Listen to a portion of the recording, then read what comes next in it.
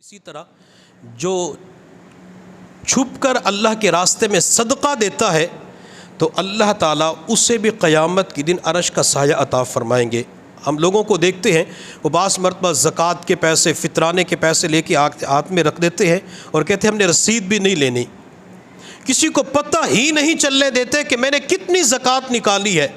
وہ کسی کو پتہ ہی نہیں چلنے دیتے میں نے صدقات کتنے دیے، میں نے فطرانہ کتنا دیا، کہتے میرا اور میرے اللہ کا معاملہ ہے۔ جو چھپ کر اللہ کے راستے میں صدقہ دیتا ہے کہ کسی کو پتہ نہ چلے، اللہ اسے بھی قیامت کے دن عرش کا سایہ عطا فرمائیں گے۔ ایک حدیث پاک کا مفہوم ہے، ایک بندہ رات کے وقت صدقے کے پیسے لے کر باہر نکلا، رات کا وقت تھا، اس نے رات کے اندھیرے میں کسی بندے کو صدقے کے پیسے دیے، رات گزر گئی، جو صبح کا وقت ہوا تو پورے علاقے کے اندر یہ خبر پھیل گئی کہ کسی بندے نے رات کے وقت کسی مالدار کو صدقے کے پیسے دیے ہیں۔ اس بندے نے اللہ کی بارگاہ میں دعا مانگی، اللہ میری تو صدقہ دینے کی نیت تھی، اللہ مجھے تو نہیں پتا تھا کہ مالدار ہے، غریب ہے، میں نے تو غریب سمجھ کے صدقہ دیا تھا اور چھپ کر دیا تھا تاکہ کسی کو پتہ نہ چلے، اللہ میرے صدقے کو قبول کر لے۔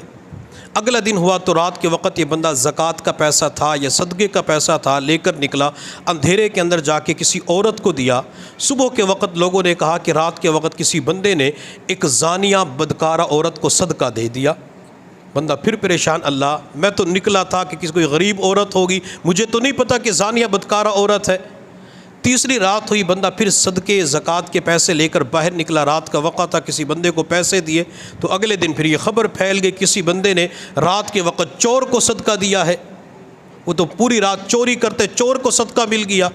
اب تیسری رات جب چور کو صدقہ ملا، لوگوں کے اندر خبر پھیل گئی تو اس نے اللہ کی بارگاہ میں دعا کے لیے ہاتھ اٹھائے، اللہ تو میری نیت کو جانتا ہے،